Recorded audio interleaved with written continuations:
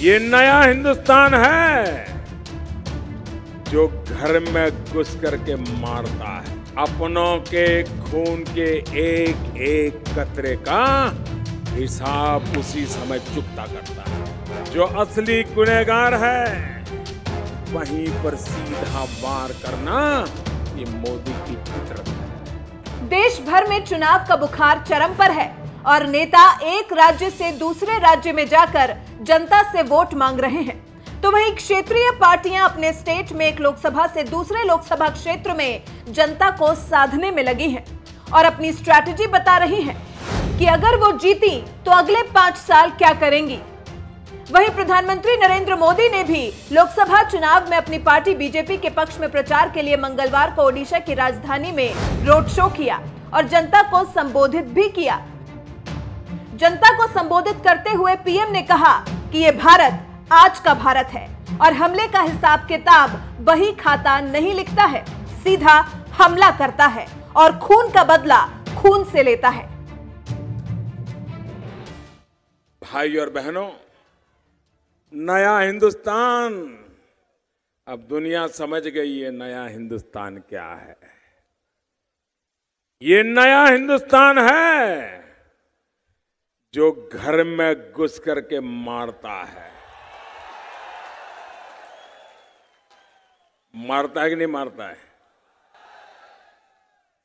अपनों के खून के एक एक कतरे का हिसाब उसी समय चुकता करता है। मैं वही खाता नहीं रखता हूं कि चलो वही खाते में लिखेंगे, कभी न कभी निकालेंगे। जी नहीं, उस खून के सूखने से पहले बदला लिया जाएगा। पाकिस्तान की खबर लेने के बाद नरेंद्र मोदी ने आगे राज्य सरकार पर हमला करते हुए नवीन पटनायक की खबर ली और कहा कि राज्य सरकार का विकास दिखावा है। आपको ओडिशा के उज्जवल भविष्य के लिए हिम्मत के साथ इस बार यहां की सरकार को बदलना होगा। लोकसभा और विधानसभा दोनों में बीजेपी को जिताना होगा। कमल का बटन दबाने पर दिया गया आपका एक एक वोट सीधा मोदी के खाते में जाएगा। इसी के साथ प्रधानमंत्री मोदी ने सर्जिकल स्ट्राइक की बात कर कहा कि अब जहां हमले के निशान मिलते हैं वहीं पर हमला करना मोदी की फितरत है। अब जहां आतंक के निशान मिलते हैं, जो असली गुनहगार है वहीं पर सीधा वार करना ये मोदी की फितरत है। यहां पर एक बात आपको बताते चलें कि ओडिशा में लोकसभा की 21 और विधानसभा की 147 सीटों के लिए 4 चरणों में चुनाव हो रहे हैं और इस बार बीजेपी ने अपनी पूरी ताकत ओडिशा में झोंक दी है, क्योंकि बीजेपी को लगता है कि इस बार वो नवीन पटनायक को राज्य की सत्ता से उखाड़ फेंकेगी। लेकिन इस बात का पता 23 मई को चलेगा, जब विधानसभा और लोकसभा का रिजल्ट आएगा। लेकिन तब तक बीजेपी पूरी एड़ी चोटी का जोर लगा रही है कि राज्य की सत्ता हाथ में आ जाए। लेकिन जनता जनता है, वो क्या करेगी, उसके मन में क्या है, ये किसी को नहीं पता। जय जगन्नाथ, जय जगन्नाथ। श्री भुवनेश्वर लिंगराज पीठस्थली यही परम पावन एकाम्र क्षेत्र को मुंह प्रणाम करछी।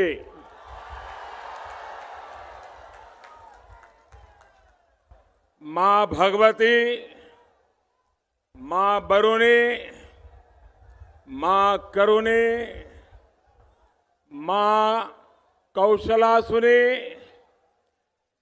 सबके चरणों में मैं श्रद्धा सुमन अर्पित करता हूं। सबसे पहले मैं भुवनेश्वर के लोगों का, उड़ीसा की जनता का बहुत ही आदरपूर्वक धन्यवाद करता हूं। एयरपोर्ट से लेकर यहां रैली स्थल तक पहुंचने के दौरान जिस तरह जन सैलाब उमड़ पड़ा वो अभूतपूर्व है। ये कहने को तो रोड शो था, लेकिन इसमें ओडिशा की महान संस्कृति, यहां की महान परंपराओं की झलक भी मैंने देखी।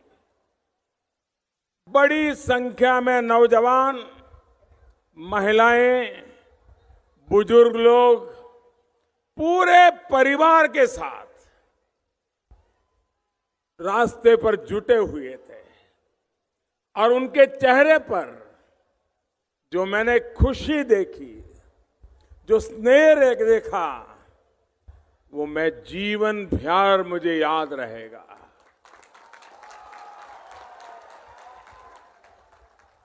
इस अपार स्नेह के लिए, ये अनमोल आशीर्वाद के लिए,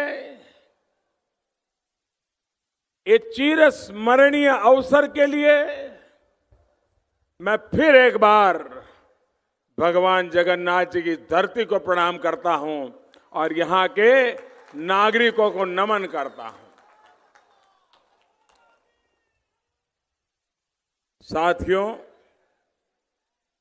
ये वीर भूमि रही है, ये विद्वानों की भूमि रही है।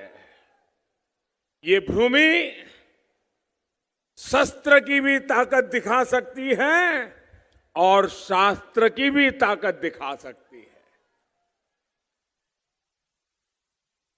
पाइका क्रांति के कमांडर बख्शी जगबंधु जी सहित सभी क्रांतिवीरों को मैं आदरपूर्वक नमन करता हूं। आज यहां पर जगतसिंहपुर, पुरी, वहां से भी भारी संख्या में आप हम सबको आशीर्वाद देने के लिए पहुंचे हैं। आप सभी का भी मैं बहुत बहुत अभिनंदन करता हूं, धन्यवाद करता हूं। भाई और बहनों, आज ओडिशा में मेरी ये दूसरी जनसभा है। ओडिशा के लोगों के मन में जो मुझे दिख रहा है, ऐसा लगता है कि यहां के लोगों ने ठान लिया है कि अब वो राज्य में भारतीय जनता पार्टी की सरकार बना के रहेंगे।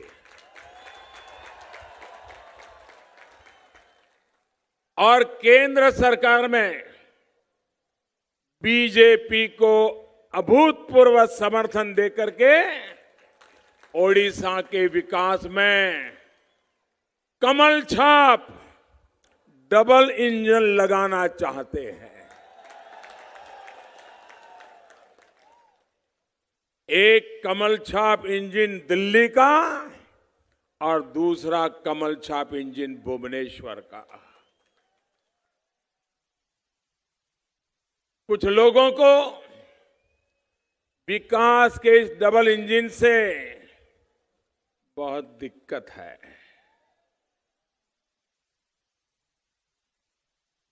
उनको परेशानी हो रही है।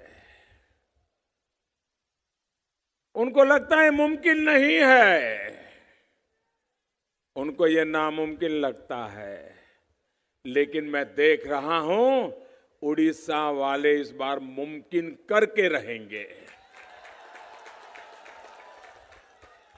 अगर आप मुझे अनुमति दें तो मैं आपके दिल की आवाज दिल्ली तक एयर कंडीशन कमरों में बैठ करके हिसाब किताब लगाने वालों तक पहुंचाना चाहता हूं। आप सहमत हैं? आप सहमत हैं? आपको अगर ठीक लगे तो हां कहना है और ठीक ना लगे तो नहीं कहना है। बोलेंगे आप? मेरे एक एक सवाल का जवाब देंगे? अगर ठीक लगे तो और न लगे तो जयदेव मांगूची डबल इंजन, मध्य भुवनेश्वर मांगूची डबल इंजन, उत्तर भुवनेश्वर मांगूची डबल इंजन, एकाम भुवनेश्वर मांगूची डबल इंजन, जटनी मांगूची डबल इंजन, खुर्दा बेगुनिया मांगूची डबल इंजन, संपूर्ण ओडिशा मांगूची।